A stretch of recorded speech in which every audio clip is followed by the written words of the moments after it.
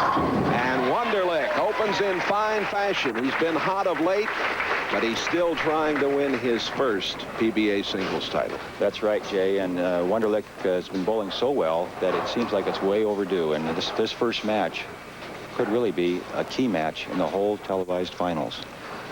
Here's the 32-year-old veteran from Medford, Oregon, Marshall Holman. And he is looking at trouble right off the bat. This is Marshall's 4th TV appearance of the year. He won his biggest title at the end of the winter tour, capturing the Firestone Tournament of Champions.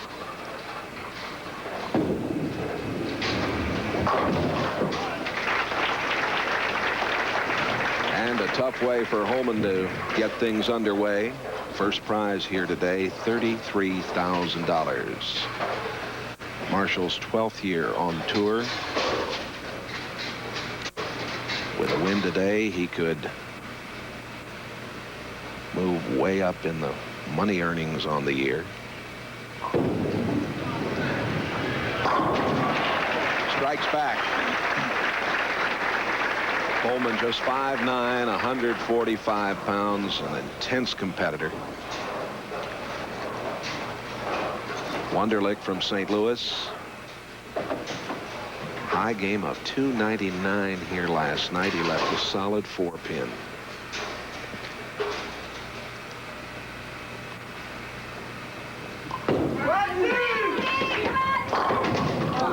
And the 10 is standing for Wunderlich. Steve's 4th appearance in the TV finals this year. Greater LA Open, he finished 5th. The lane condition here this week, Jay, is heavily oiled, and by that I mean there's a tremendous amount of oil, especially in the first 20 feet of the lane, and that tends to favor the straight shooters, which Steve Wunderlich is considered one of the straighter rolling type bowlers, as opposed to Marshall Holman. And when you consider the fact that the first match, the lane condition is going to be maintain that heavy oil, there's definitely an advantage for Steve Wunderlich against Marshall Holman. 7th year on tour for the 28-year-old St. Louisan. Wunderlich, who moved from the 9th position to get the number 4 spot last night.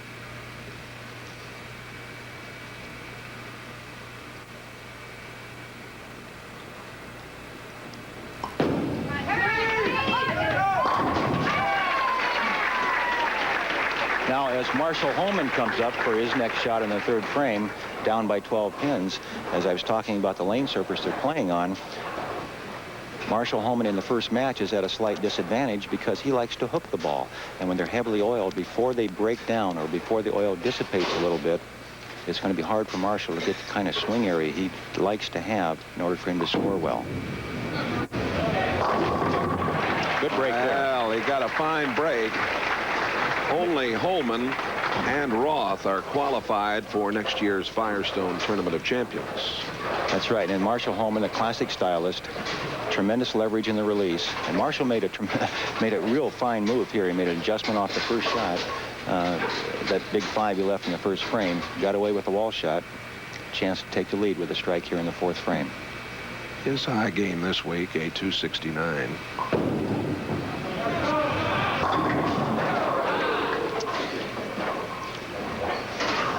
And Marshall leaves the 4-pin. Now, again, Marshall is even though he's one of the finest shot makers on the tour, the lane condition doesn't really favor him right now as much as it would Steve Wunderlich, who is not crossing as many boards on the lane with the ball, the rotation of the ball. Marshall will go cross lane and throw it a little harder at the spare. Hey, he has the spare. Holman averaging 205 on the TV pair this week. More in a moment. Steve Wunderlich with a spare in the 4th. He left the 4-7 and converted. Now Wunderlich leading by 3 pins, bowling in the 5th frame. This is the first match. Wunderlich and Holman going at it.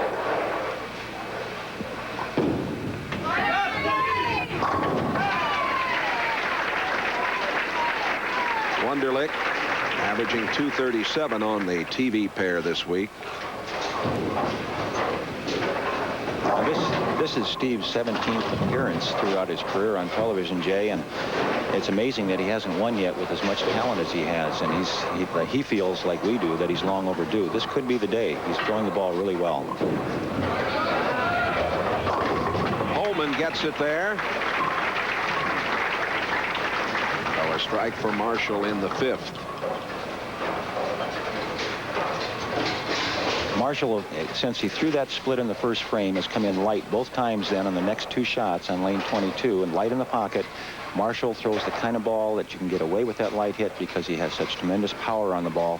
He can get the pins to mix very well and carry the corners. A 2-time winner of the Firestone Tournament of Champions, a 2-time winner here. Almost got the big break there. Could have had the bucket. A difficult spare came only with a 4-pin. And again, another 4-pin on that lane for Marshall, but a completely different hit this time. Last time it was solid in the pocket, left the 4. This time he gave it a little extra room. Didn't get to carry off the wall, but watch the head pin go to the wall, come back, mix up those pins, and leave only the 4.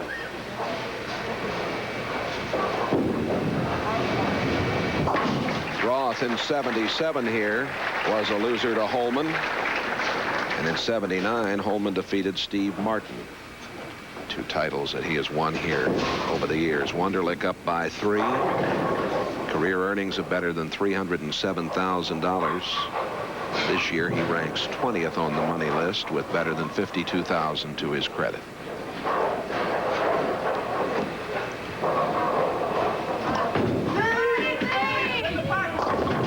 And it had to hurry and didn't quite get there. He's looking at a 2-8-10. The 2-8-10, almost an impossible spare for a right-handed bowler. Now, Steve, again, as the players make adjustments in the opening match to the lane conditions, really they're adjusting to things that aren't there. When you make a bad shot, as Steve did on this lane last time and left the 4-7, he was high in the head pin. This time he made kind of an adjustment, gave it a little more room, and it didn't come back. And the players are playing a little cautiously, a little more than I expected them to, especially 2 experienced players like Steve Wunderlich and Marshall Holman. I expect them to be a little more aggressive, and it looks like at this point in the match, the player that does get going in the last 4 frames and gets aggressive is going to be the winner. Wunderlich back in &82 led the PBA National Tour with 4 perfect games. As I mentioned, he almost had one here last night. And Wunderlich striking back in the 7th. Hope you're enjoying the action. More to come right after this. Along with Earl Anthony, Jay Randolph, as we look at the scoreboard here in this first match in the Brunswick Memorial World Open. $200,000 in prize money.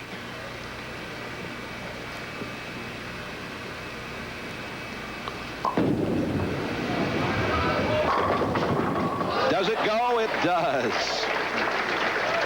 A very slow 10-pin, but it finally did drop for Marshall. He did. He did get the ball to actually finish a little harder in the pocket that time. Marshall has struck since the first frame when he had the big split. He has struck every time on lane 22. He struggled a little bit on lane 21. There's the reaction to Marshall. Yes. The 10-pin, a late hit, a little bit late going down. But as long as they fall, that's all that counts. Holman the Bowman. He's been around a long time and thrilled audiences. Tremendous competitor.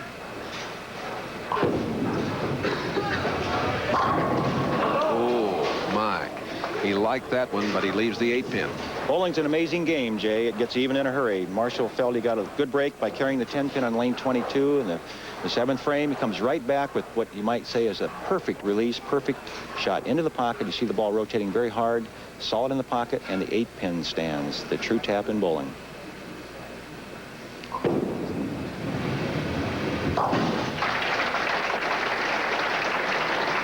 Holman and Wunderlich in a very competitive opening match here. Wunderlich now.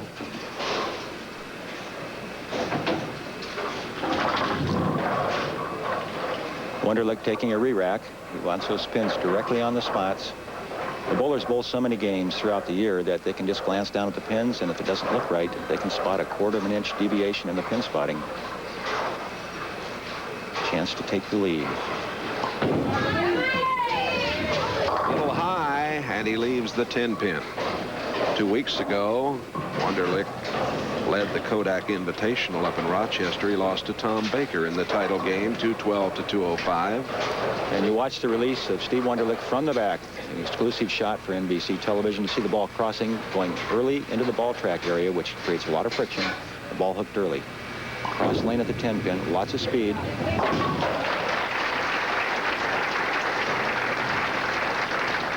Wunderlich is down by 9. Coming to the 9th frame in this opening match. Wunderlich misses. Cindy, who travels with him most of the year, is in the audience watching her man.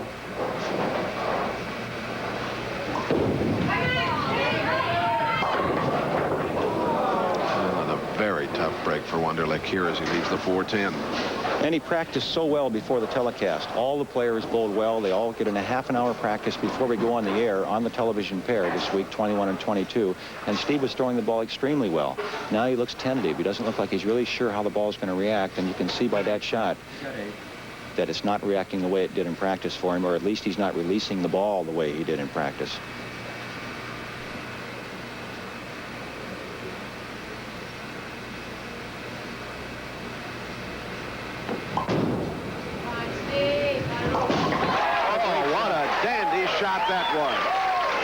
You mentioned, I mean, that's not easy for a right-hander. That's not easy for anybody. I don't care who you are.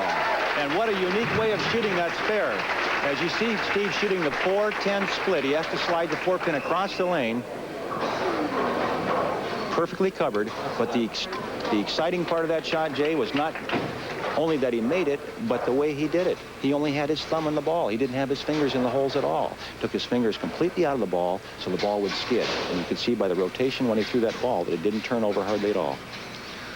Holman is up by 11. How will he react? The third time he's done that on that lane, Jay, and he's going back to the well. He keeps going back to that shot, and he's gotten away with it 3 times. Here's where we are in the final stages of this first match. Holman trying to hold on against Holman Wunderlich. right now going into the 10th frame with an 11-pin lead. A strike and the match is over. If he gets spare strike, the match is over. Steve Wunderlich, maximum score of 196. Marshall Holman going at a 197 pace. And a very difficult spare for Marshall at this point. Indeed it is. What That's a time the 2, to let one 4, come off 5, his hand. 8. Yep, That slipped ball away. came off his hand like he didn't have anything on it. You can see Marshall working on his fingers there. It looks like it just slipped right off his hand. One of the most difficult spares in bowling, the bucket. Especially on this lane condition because the ball tends to hit the ball track and jump. Let's see how he handles this very pressure situation. And he chopped it. And that gives Wunderlich an opportunity. Wunderlich now with a strike spare is the winner. He has a 1-pin lead going into this shot on lane 22 with a strike. And any kind of a spare, he's a winner. What a turnaround.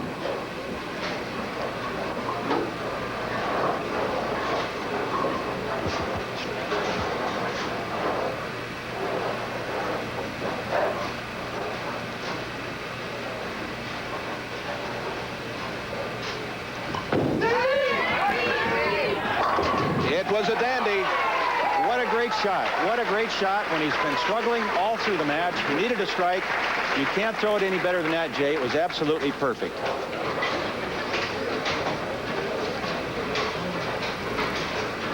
The concentration, the ability to perform under pressure. When you need it, go get it. You can't do it better than that. Look at that shot. Absolutely perfect in the pocket.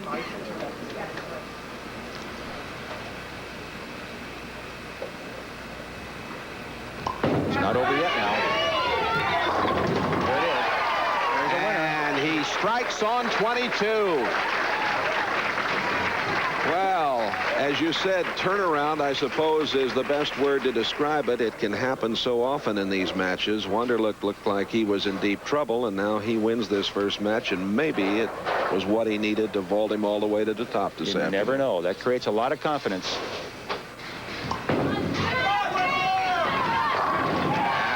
Strike on 22 for Wunderlich.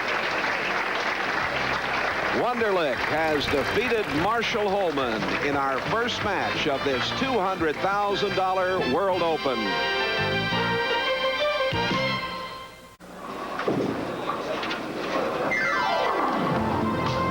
Welcome back to the Northern Bowl here in Glendale Heights, Illinois. A wonderful win for Wunderlich in match one over Marshall Holman, 196 to 185. Coming up next, we have George Branham.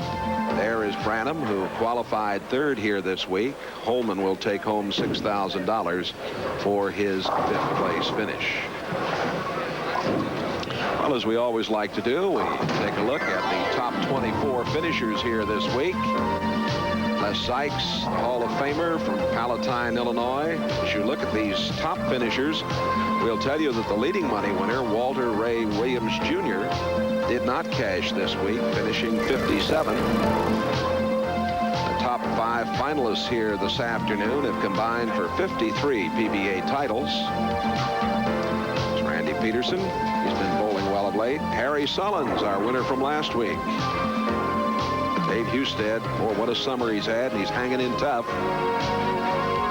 Mike Albee, the left-hander from Indianapolis, defending champion here. For the last 2 years, he's won this tournament. Jay had a chance to make it 3 in a row. And Tom Kreitz, boy, he had a tough one here last night. Looked like he was in the top 5 and then came up empty at the last moment. Coming up in our second match, St. Louis's Steve Wunderlich against George Branham III.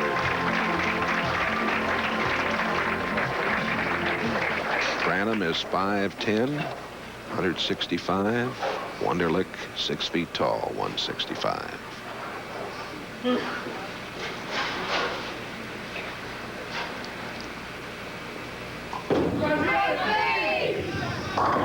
Wunderlich a little high, and he has left the 6'10", and although he's got to be elated at his first victory, he's struggling a little bit, as you suggested he might on these very oily lanes. He is. He's trying to make the ball do something that he wasn't doing in practice. He's actually helping the ball a little more than he normally does, getting on the side of the ball more than he normally does, and he's getting more back end for that reason. In other words, the ball's hooking very sharply on the back.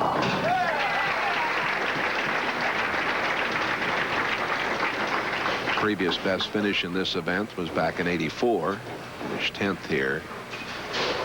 Now you'll get a look at George Branham III. His first career championship round appearance. His best previous finish was 8th in the '86 Greater LA Open. And Branham opening with a strike. He's 24 years old. From Arleta, California, second year on the tour. High game this week, the 278. George on the TV pair, averaging a very nifty 251.5. Oh, what? Yeah, that is unbelievable there, Jay. That's tremendous bowling, especially on this pair, because most of the bowlers have struggled a little bit on this pair this week. As you can see, George has a lot of talent and a unique position he's in today, Jay. He could be the first black bowler to ever win on the PBA Tour. We've had a lot of fine bowlers that have had the opportunity, black bowlers, but they haven't done it yet. George could be the first. I'd like to see that. Again, Steve being bothered by something off to his right. I believe one of the cameras is moving a little bit. Moving before he bowls, and he was bothered earlier and now is hampered again by it. Steve doesn't seem to have his concentration as well today as he's had in the past, Jay, and that could be part of his problem why he's not making the shots as well as he has in the past on television. As we mentioned, he's been on the air 17 times in his career. As you look at Cindy Wunderlich, his wife, and she looks a little tentative also. But Steve just doesn't seem to be concentrating as well as normal.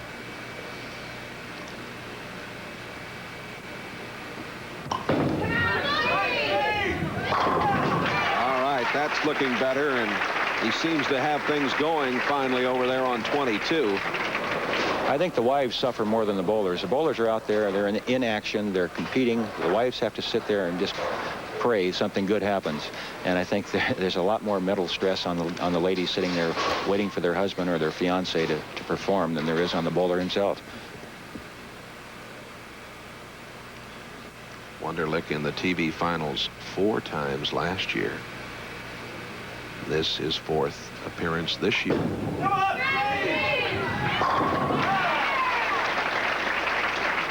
So strikes in the 2nd and 3rd for Wunderlich. Branham is working on a double.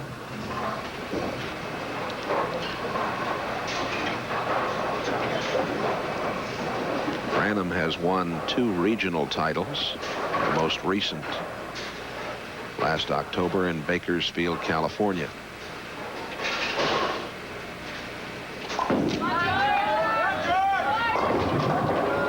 Well, he got a pretty good break there. It looked like he might be left with the bucket as he came up a little short.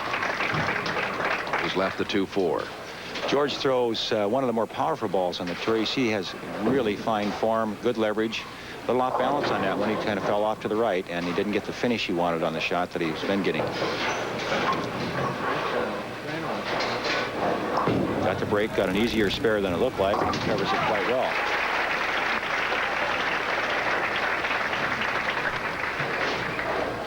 The Brunswick Memorial World Open scoreboard, match 2. Wunderlich, a winner over Holman, going against Branham here.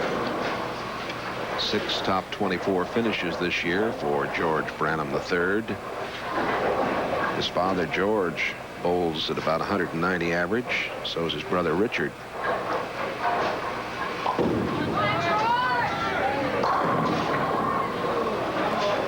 And Branham leaves the 9-pin. He looked like he lost his footing a little bit on that shot at the foul line, like he didn't, like the slide either stuck or slipped or something. And you watch George go to the foul line. This is the previous shot. And again, he's a little bit off balance, and he pulled the ball across over his target.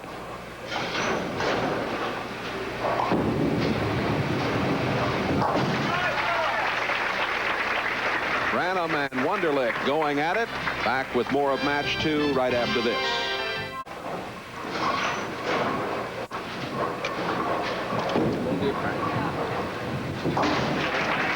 While we were away, Steve Wunderlich struck on lane 22 again for 3 in a row. Spared with a good solid shot on lane 21, leaving the 10-pin, covered the spare. He now has a 12-pin lead over George Branham III, with George coming up on lane 22, 5th frame. Joe Antonora here from Akron, Ohio, joining us this week, the PBA commissioner. He must be doing a good job, Jay. They just gave him an extension on his contract. He must be.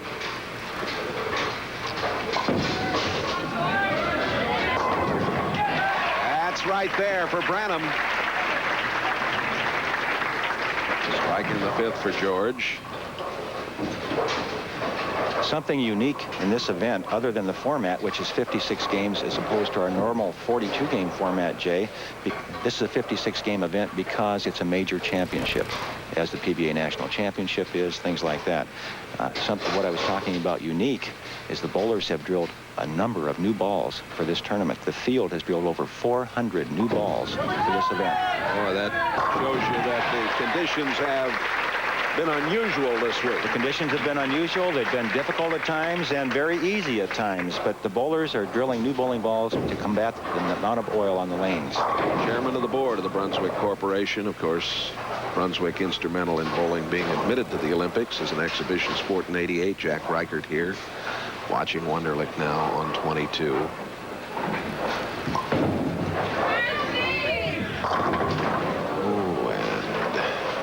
Wunderlich leaves the 4-pin. He had really gotten it going over there on 22. He didn't strike over there until the 10th frame of his first match. When he had to do it, he sure performed well, though, didn't he, Jay? Got the big double in the 10th to defeat Marshall Holman in the first match.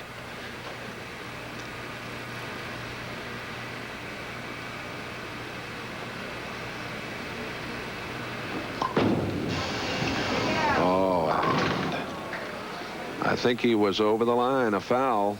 Did he foul? I will look to Harry Golden to indicate it, but I believe so. Harry Golden, our tournament director. And, yep. Yes, he definitely fouled. Very unusual occurrence for the professional bowlers. That very seldom happens unless there's really something unusual about the approaches. Steve just looked like he was trying to throw the ball hard, lost his coordination, his timing, and slid over the foul line.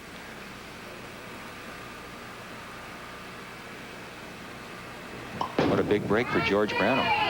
Well, he comes back with a strike, although Early appeared to have a little trouble at the line again there. Maybe he's had a problem with one of those shoe bottoms. We'll come back. Wunderlich is down by 10, and you see him working on the shoe.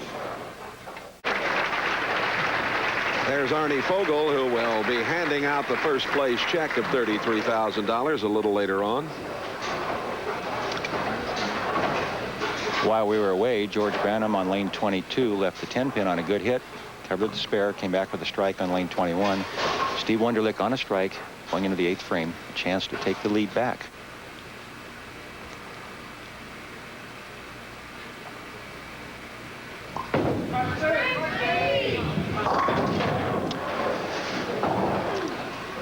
Steve just seems lost out there, Jay. He doesn't really seem to be bowling with a lot of confidence. He's not making the kind of shots he would make in this situation normally. You can see his concentration looks good, but he just doesn't seem to have the balance and the speed. Remember how firm he normally is with the ball. He seems to be a little soft today with the shot.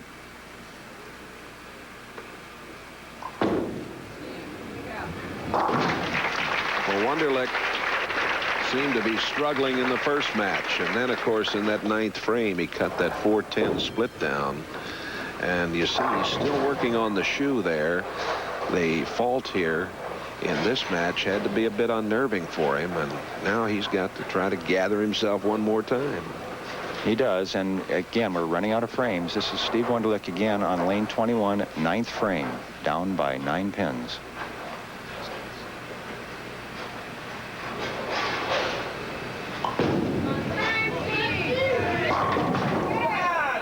It went down for him. That 7-pin was a little reluctant. A little slow, but he got it, and that's a key shot. Now he can still strike out on the 10th for 227. George Branham going at a 216 clip. As you see, Steve, look at the tremendous lift he puts on the ball right at the end, the good leverage. The 5-pin dances across the lane, just enough to nudge out the 7.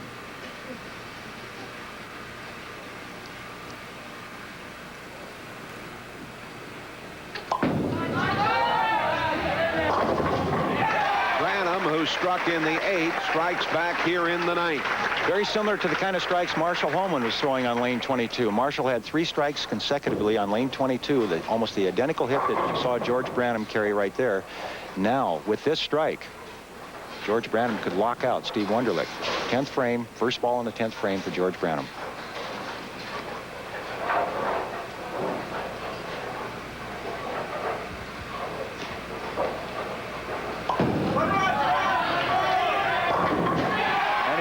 Jay. Branham. Well, a big, big game for George Branham III, our winner. Well, George is to the point now, as you see that style, and he likes the shot. He's just hoping he gets the break off the wall. Watch the ball rotate. Very sharp break on the back end. Head pin goes to the wall, comes back, kicks out the 4-7. He stays behind the foul line. He's a winner. Keep the ball on the lane. Here's your winner. So Wunderlich will take 4th place, $7,000, and George Branham III, the winner of this second match, will be moving into action in just a moment against Ryan Shafer.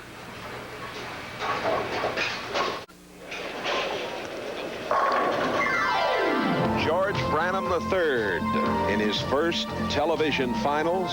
Boy, 246 over Wunderlich's 205.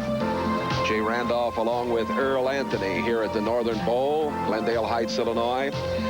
Mighty nice going for Branham, 246 first time out of the box. That's a pretty tough average to maintain, I think, on television, Jay, but it's a great, great start for a young player. And now he's going against another rookie who's only in his 2nd event as a professional bowler on tour.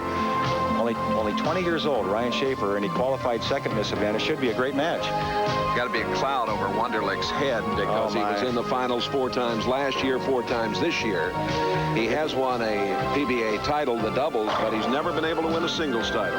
And it's amazing because he has so much talent. It just seems like at times Wunderlich loses his concentration, and we saw that in his match against Marshall Holman. We saw it again in his match against George Branham, where something off to the side would bother him and he would just completely lose his concentration. And to be a winner, you can't afford to do that, Jay, in any sport, especially in this game, which is so mental. hole. Well, one of the things that we've enjoyed this week, and so have the folks who've been able to pack their way in here, in the international competition, we've had 18 international stars come here and perform, and that again makes this a special event. It is a special event, and I'm amazed at how the talent from the foreign players has increased over the last 10 to 15 years.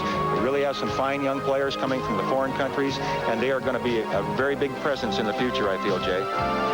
Well, in our next match, of course, you're going to have an opportunity to see Branham go against the youngster. He's only 20 years old, Ryan Shafer, and he has stepped out here and looked very good. Here at the Northern Bowl, Glendale Heights, Illinois, George Branham III meeting Ryan Shafer now in the third match of this afternoon's action. And you're going to see a young man who's just 20 years old. Hometown, Elmira, New York, and he's a human windmill out there. Watch this. And what a way to start for Ryan Shafer, his first career appearance in the TV finals. Let's see if George can keep it going. This could be one of the greatest matches on television we've had in a long time. Two young players, two very talented young players, going at it on television for the first time.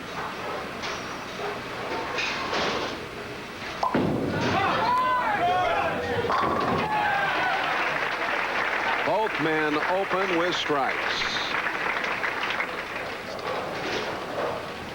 The stepladder indicates how we got to this point in the proceedings with Branham and Shafer, Holman finishing fifth and Wunderlich fourth.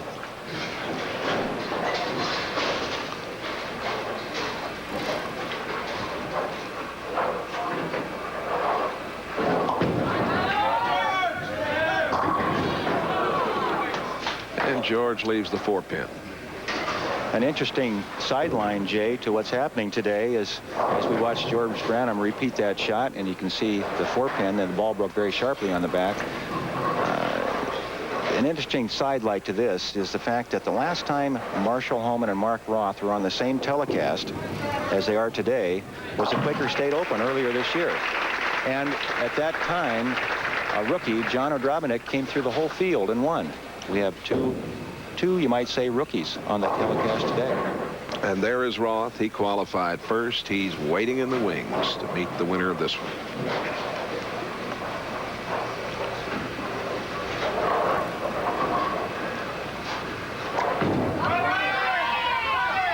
A little high and a split for Ryan Shafer. A very difficult split. If you remember last week on the telecast, we had the same split left, and it was picked up. As you see, he comes right off his toes, right up in the air. He's just a little guy, Ryan is, and he tries to get every ounce of his body involved in the shot. He's going to try to slide the 3-pin across to take out the 4-7. Good attempt. It was a good attempt. I talked about him being a human windmill out there. He does have an unusual style. I mean, he throws himself into it. He gyrates out there, and he really does get a lot of loft and a lot of speed for his size. He is just 135 pounds wringing wet.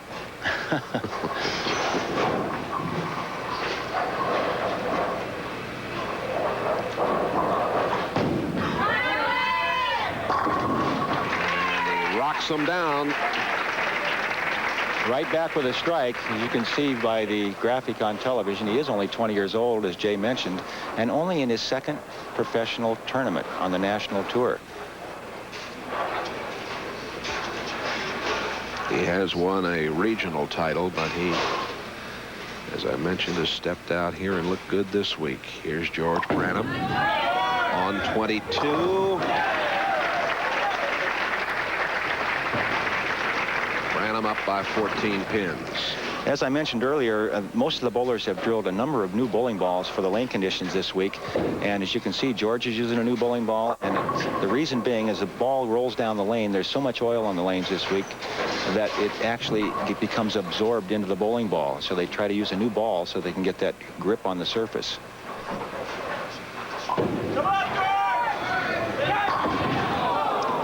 And the 10-pin is standing for George.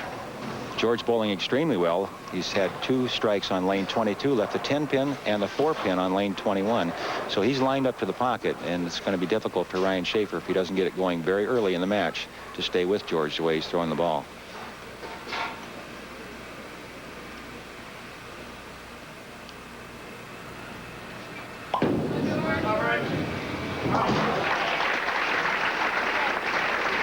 We'll be back with more in just a moment. Ryan Shafer down by 14.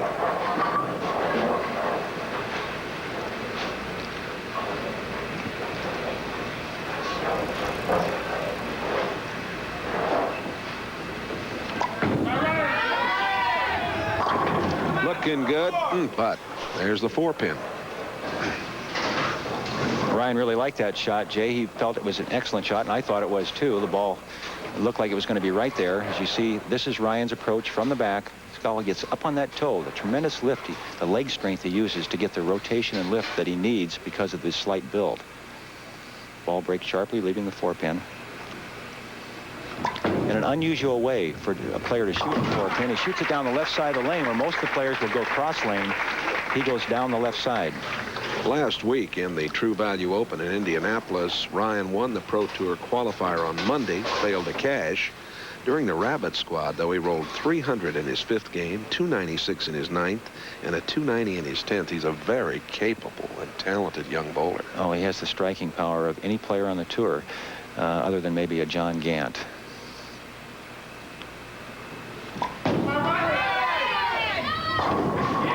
And there he showed it, Jay, with all that rotation, those pins just dancing down there. There you see that he had back-to-back 300 games in a regional match play event in Mechanicsburg, Pennsylvania.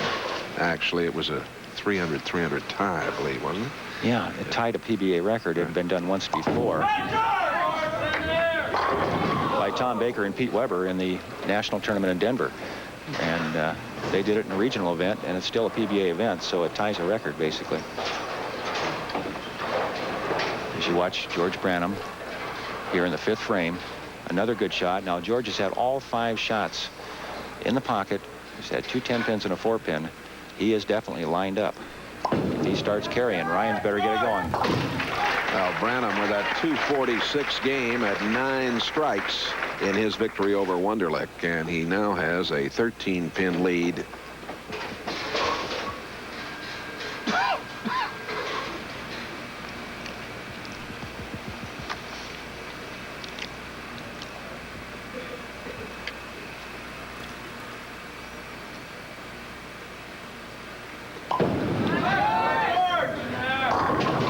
Little high. And George looked like he had a problem with the foul line there, Jay, as Steve Wunderlich did a couple of times in the last game. If you remember, Steve Wunderlich slipped and fouled. Now watch George to get to the foul line. He looks like he loses his balance here. You see him kind of catch himself there a little bit, like he was off balance. He didn't like the shot, and he was fortunate that he didn't get a big split out of that. The 6, 9, 10. The first big mistake by either player, other than the split that Ryan had in the 2nd frame, but the first actual missed spare. As you see the ball slide by the 6-pin and slide it in front of the 9.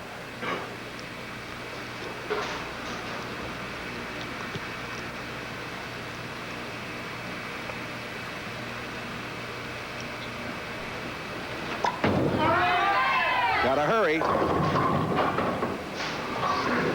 Those are the kind of shots that the player will get that almost unmakeable split when he leaves the 2, 8, 10, as Steve Wunderlich did earlier in one of our other matches, and it's just an impossible spare. Fortunately, the 10 went out, and Ryan has the 2, 8, and he's going to shoot it from the left side again, it appears, Jay, and if he does that, it's a more difficult shot. Down, oh, he moved in, but when that's such a, he cuts the angle down, it's really hard to get the ball to get that back pin when you do that, Jay. You had a feeling that was going to happen to him there, didn't you? It just didn't look right. As you see the ball, the 2-8, the ball really has to cover both pins with the ball, and it deflects away after it hits the 2-pin, leaving the 8. And that's a young player, rookie mistake, you might say, to shoot the spare in that manner. Both players with problems here in the 6th. Now Shafer in the 7th.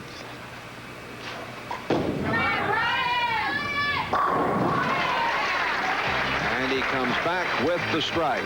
Hope you're enjoying the Brunswick Memorial World Open. More of the play after this from your local station. And here, our coverage of the PBA Fall Tour continues at the Brunswick Memorial World Open. Branham up by 11.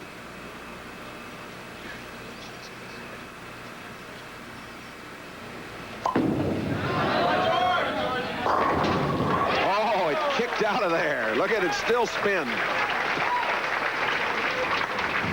It looked like as you watch the ball, and here's George going to the foul line, as you watch his ball enter the pocket area, the 1-3 pocket, watch the 5-pin start to go to the left and then stop, and the head pin will come off the wall, spin around, hit it with the neck, and knock it down.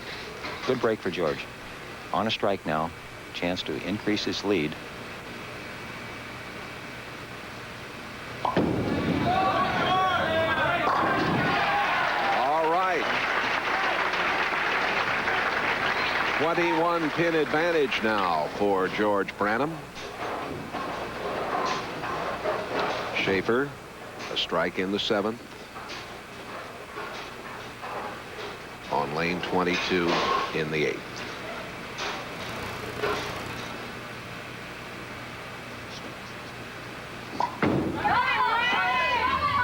Looking good. First time he has struck on lane 22 in the match, and it's already the 8th frame, but a key time to do it. It keeps him in the match, only 11 pins down with 2 frames to play. He had to have this one, Earl. He definitely did, and watch this arm swing. Watch him come right off up on his toe there, Jay. He gets everything he's got into every shot. He is a man in motion.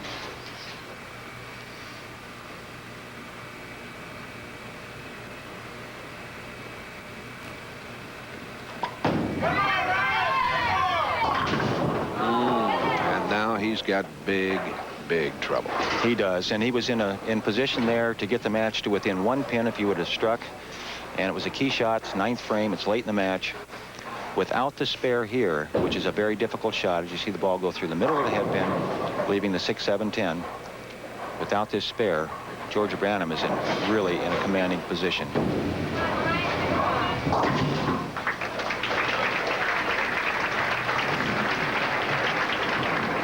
Shafer's first career appearance in the TV finals. He had a high series this year, the ABC tournament at 780. Bolden College. Now it's Branham up by 26.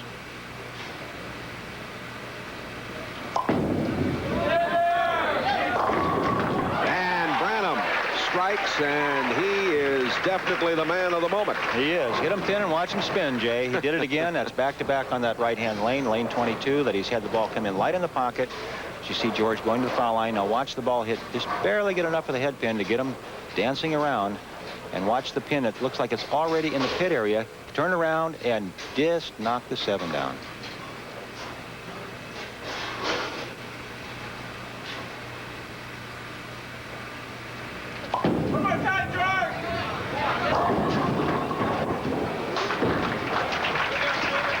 He's our winner. George Branham III from California. His first career championship round appearance, and his best previous finish was 8th. I think I said that was at Los Angeles in '86.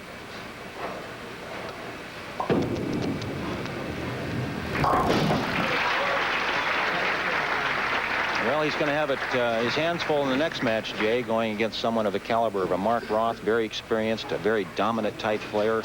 And he's the kind of guy, when you get out there and bowl against him, as I've done many times in the past, he can be intimidating with the power that Mark Roth has in his release.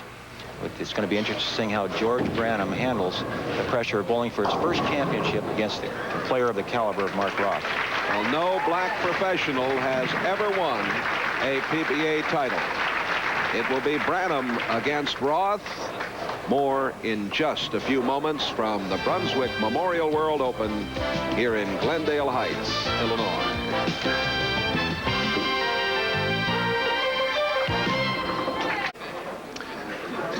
George Branham has defeated Shafer 201 to 178, and it will be Branham to go against Mark Roth in the championship match for the first prize of $33,000 in the Brunswick Memorial World Open.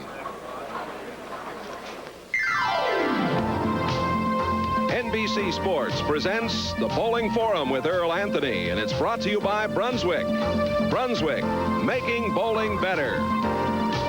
And as always, we're happy to be with you, and very happy, Earl, to be here in Glendale Heights, Illinois. Brunswick's had a wonderful tournament this week. It is a very special event. It is. It's special for a number of reasons, Jay, but most of all, I think because we're honoring someone like Alberta Crow. Well, that's one of the things that has happened here this week. And, of course, one of the features of this tournament is the international aspects. And stars have come from all over the world.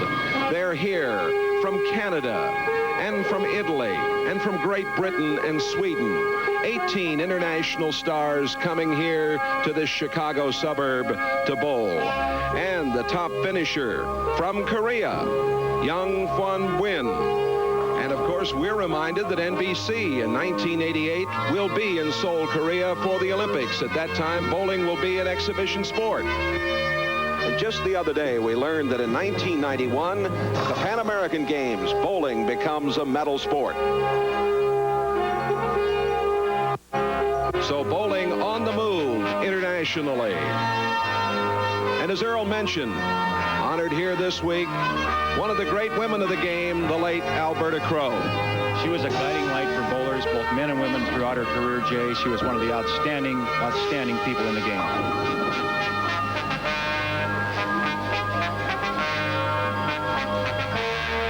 And the championship match for the top prize of $33,000, George Branham III against Mark Roth. Roth, 35 years of age. Branham just 24. Can Branham do it? Well, that's really a great question, Jay, because as I mentioned earlier, the last time Holman and Roth were on the same telecast, a rookie beat them all.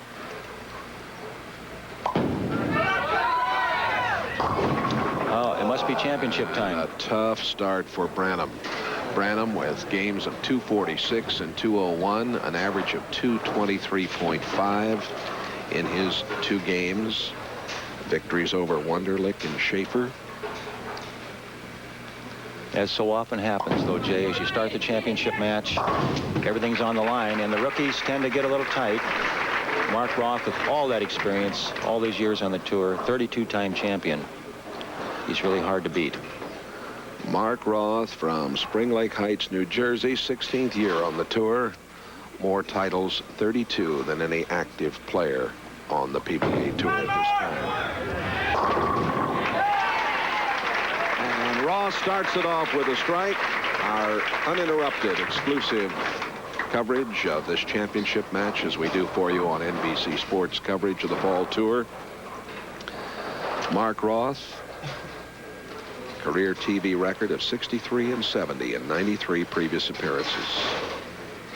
3 times the Sporting News Player of the Year in 84, 77, and 78, and 79.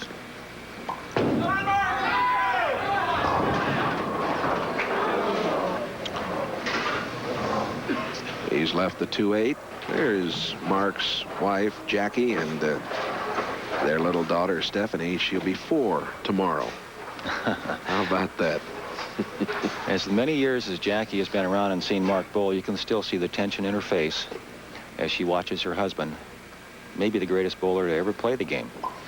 Well, that's high praise from a man who is considered by many to be the greatest, Earl Anthony, who sits alongside. There is something, Jay, that is very unique for a Mark Roth to miss a spare. He's one of the best spare shooters I've ever seen, and for him to miss a spare like that, it's very unusual, to say the least.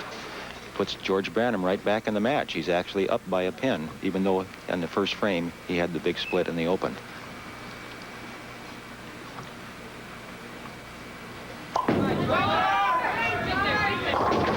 a little short. Both players struggling a little in the early going. That's the 2-5 left for Branham.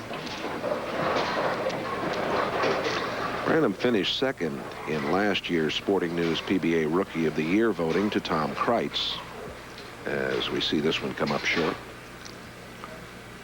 And not an easy spare here with the 2-5. Go down the left side, try to keep it 4 pins, and he did. Excellent shot.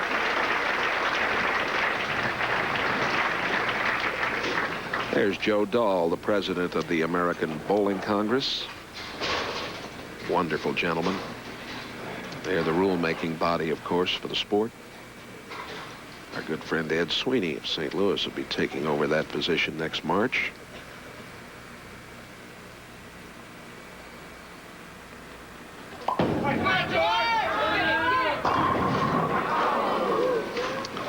Well, the 4-pin wouldn't go.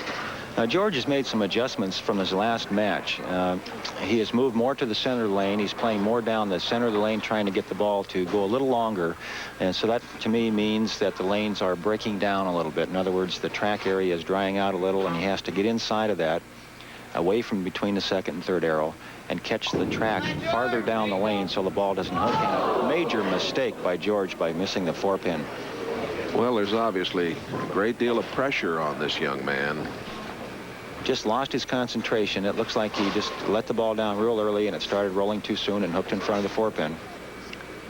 You can see the disappointment on George's face as he sits there. You don't give Mark Roth very many openings. And that's what he does, That's what he'll do, Jay. You're right. You give him an opportunity more than once, and you're in trouble, and especially in the latter stages of the match. In the 8th, 9th, and 10th frames, Mark Roth is very difficult to beat. You better get him early. He is second in career money winning, only to Earl Anthony. Broke the million mark in '84 when he won the Greater Detroit Open. Roth now leading by 11.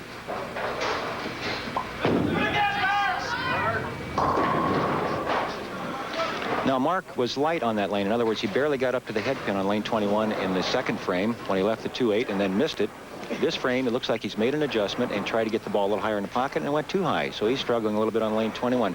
Mark Roth, as you watched his approach there, I don't think he knows how many steps he's going to take, Jay. He just starts going up there. Look at all those steps. Sometimes 5, sometimes 6, sometimes 7. Whatever's comfortable, then he lets it go. He's a stalker, isn't he? He is.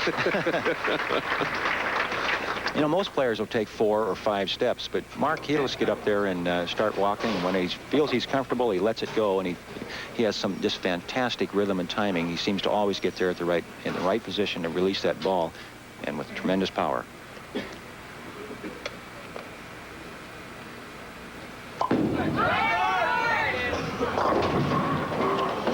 Well, he is really struggling now. He is, and again, he's moved more to the center of the lane. He's trying to get the ball, using the oil in the center of the lane to get the ball to slide farther. As you watch him go to the foul line, see where he's laying it down inside the 4th arrow, trying to get it out over between the 3rd and 4th arrow, and the ball's not making the turn on the back that he expects. Both players struggling a little bit because the lanes are changing as we go on through this championship match, and because it is a championship match, it's more difficult to make those adjustments. Well, he did a nice job there of picking up the 2, 4, 5, 8. Still in the match, only 11 pins down. If you can get something going, create a little pressure, anything can happen, Jay. Branham, remind those of you who might just be turning in, defeated Wunderlich and Shafer to get into this championship match. He's just 24 years old. Won the Southern California Junior Bowler of the Year title in '83.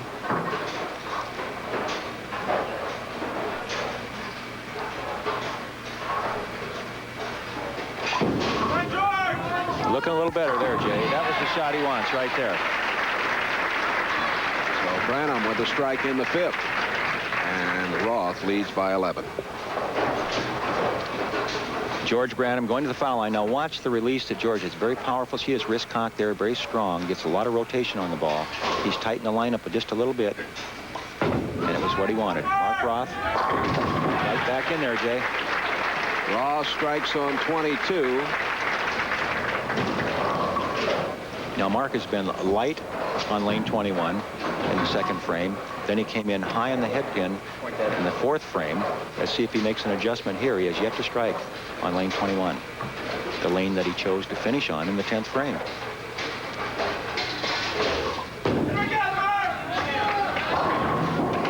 Well, he got a break there, and he's really thrilled.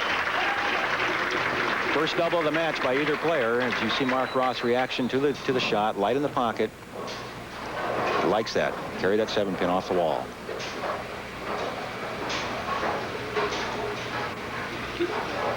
Branham finds himself down 21 pins on lane 22 in the 6th.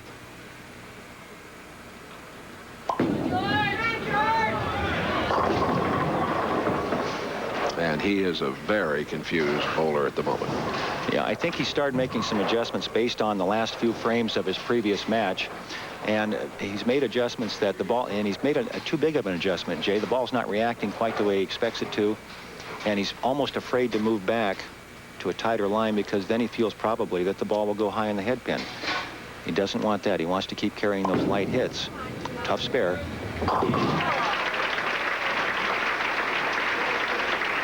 That spare has been missed twice today, and George picked it up. Again, we're in the 7th frames. You see the scoreboard. Branham down by 21 pins as he shoots the 2-8 spare.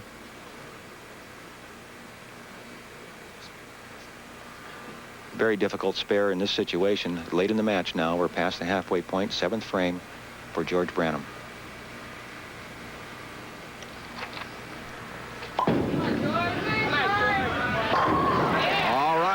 Branham gets a very, very important strike in the 7th. He's, you know, I suppose handling the pressure really pretty well. We should compliment him the way he's moved, beat Wunderlich and then Shafer, and now has a chance at Mr. Roth.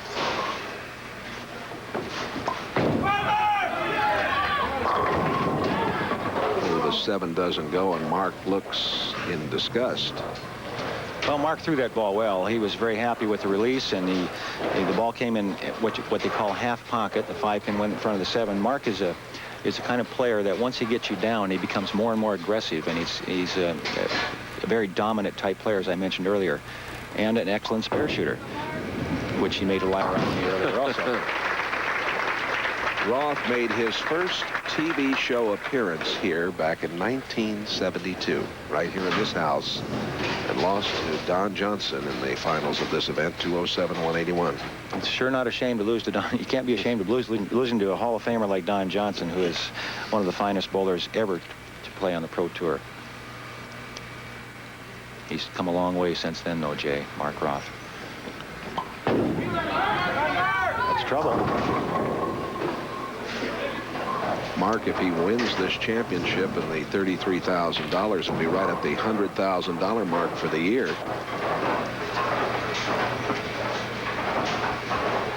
So watch Mark's release at the foul line. He liked the shot, but the ball didn't seem to make the turn that he expected it to make. Now, at this point in the match, Mark Roth seems to be lost on lane 21. He did carry the 1 light hit over there. But I think that if George Branham should strike here on lane 22, he could take command in this match, and he's going to be tough to beat. It's late in the match, 8th frame for George Branham. Here's the prize money. Holman has won $6,000, Wunderlich $7,000, Shafer $9,000. And now, Branham and Roth battling it out.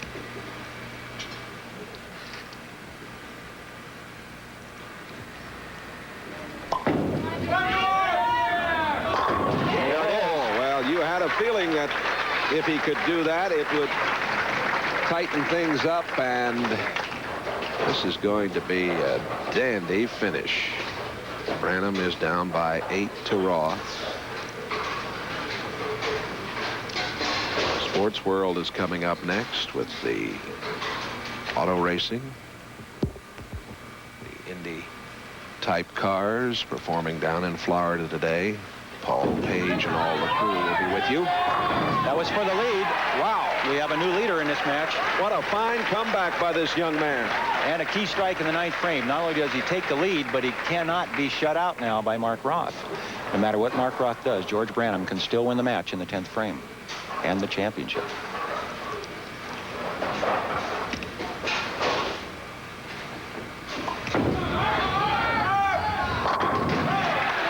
Roth's not done. He's never done. No, sir. If there's room on the sheet, you can't count Mark Roth out. The key shot here of the whole match has got to be this shot right here on lane 21 for Mark Roth, who has struggled on this lane. And let's see if he can come up with the strike when he really needs it. Make the adjustment. He's been high, he's been light to take the lead.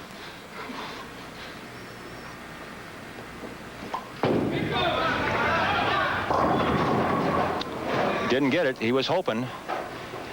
Mark Roth always, in a key situation, will get the ball a little wide of his target because he knows he can get it to finish very hard in the back. You see the ball going down the lane, catching the ball track way down the lane, coming in behind the head pin, and he leaves the 7-pin, pins dancing all around it, nothing touched it.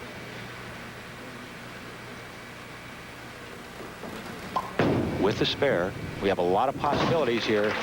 We could have a tie. George Branham obviously in the lead by 2 pins. Mark Roth, maximum score of 195. We could have a 9th and 10th frame roll-off, Jay, if we have a tie. Mark Roth needs to strike here to make George Branham get at least a mark. A spare, a 9 count, a spare, and another 9 count, we'd have a tie.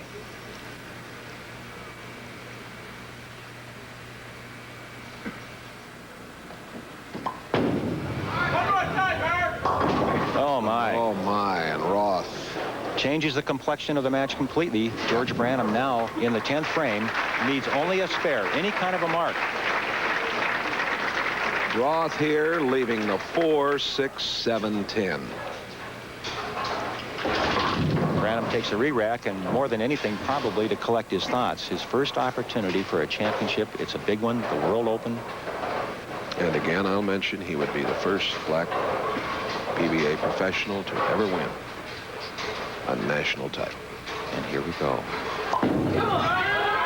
Any kind of a mark. All right. All right. He leaves only the 7-pin. An extremely good shot. Considering the situation, it was a great shot. Now remember, George Branham is standing at the foul line. When he releases the next shot, he's 60 feet away from that pin, and that's a long ways, and he's thinking how small it is right now. But if he makes it, all those good things happen. Most important spare of his bowling life. And he made it. What a great shot. What a great clutch performance by a rookie. Now, he needs 6 pins to win. He needs 6 pins to win, and all he's thinking right now is give me part of that head pin. Any part of that head pin, he's got a chance to win this tournament right now. 5 and a tie, 6 to win.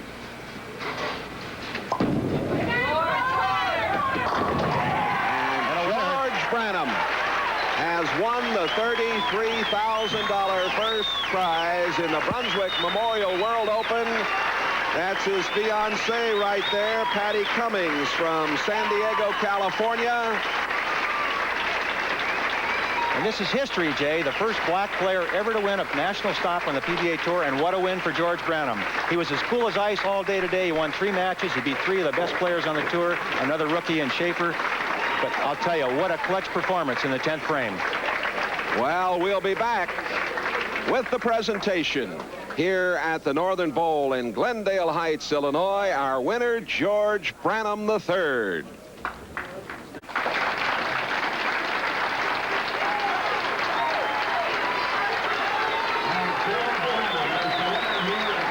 Heights this afternoon. The championship won with the score of 195, and we want to have the presentation here. History was made here this afternoon, of course, as George becomes the first black touring professional to ever win a PBA national title. And what a tremendous, tremendous afternoon of bowling we've had. Right now, we are very happy, of course, to have Tom White of Brunswick, and this is a magnificent trophy, and you get to present it. Thank you very much. George, once again, congratulations. Thank you. On that fine victory, on your first victory. I'm sure there's going to be many more after watching you today. Also, on behalf of Brunswick, our customers and our employees, I'd like to present you with this fine trophy in commemoration of your victory in the 15th Brunswick Memorial World Open. Congratulations. That trophy's so big it hides you behind it there. Okay.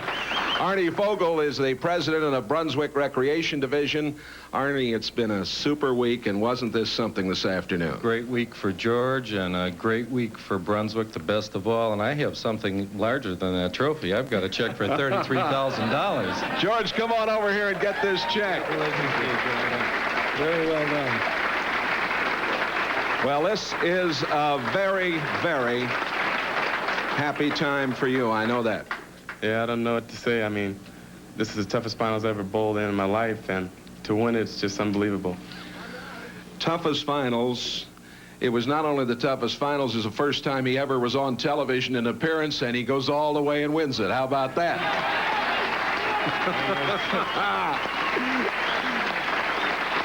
And I think we all know, all over this country and around the bowling world, that you beat the great Mark Roth to do what you did today. That was sensational. The pressure had to be tremendous on you. I just tried not to think about anything but try to win. Try not to think about Mark Roth, huh? That's right. You were very cool, I thought, today, but you did seem to have a few problems fighting the lanes in the late going. Well, I wasn't too calm. I mean, I was really nervous. I tried to pretend like I wasn't, but it's kind of hard to do. But they're pretty, I don't know. I just can't think right now. Well, we got a little time. You just relax. Let me bring Earl in here and see if Earl has a question for you. We'll give you a chance to gather your thoughts. That's perfectly all right. I just wanted to ask you how you felt when you when you picked up your ball and looked down there and saw just the 7-pin for your first championship. That's all you had to make was that 1-pin spare. What went through your mind? Anything at all? Just don't miss it.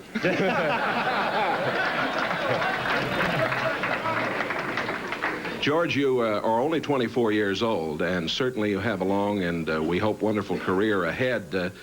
You came out here today and really did something that's not easy to do. I know the folks at home and those here know that to win one of these TV finals at your age and against the kind of competition that you did, you really had to get it together and keep it together, and that's tough in the TV finals. Yeah, it's real tough.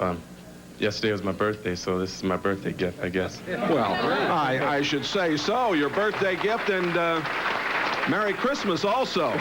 Thank you. Have you thought, can I ask him something, Jay? Have you thought about what all this means to you? Has it gone through your mind yet, or are you still kind of a blank, George? I mean, are you thinking about the PTQ and all these kind of things? I don't know. I'm just shocked. I can't believe it. The Firestone Tournament of Champions, all these things that become available when you win a championship, and especially a big one like the World Open. Yeah. Yeah. All right. There he is, ladies and gentlemen, our champion, George Branham. And certainly thanks to everyone here this week at the Brunswick Memorial World Open, as this $200,000 event has just been a remarkable show all week. Let's tell you, next week, of course, we will be in Columbus, Ohio. And we're looking forward to the Budweiser Classic there in Columbus. $150,000 tournament at the Columbus Square Bowling Palace in Columbus, Ohio. Hope you'll join us at 2 Eastern Time. Coming up next, we have the Miami Indy Challenge for you from down in Florida. And following that, Coach Al McGuire will be talking a little basketball this afternoon on NBC. The PBA Fall Tour has been sponsored by Brunswick. Brunswick, making bowling better. By Bud Light, everything else is just a light. And by Certainty, manufacturer of America's finest quality of home installation. And by Dodge, setting new standards of performance. And our congratulations again to the champion, George Branham III. This has been a presentation of NBC Sports in cooperation with Bud Sports and the PBA Incorporated. Coming up next, the Indy Championship from Florida. For Earl Anthony, Jay Randolph, so long.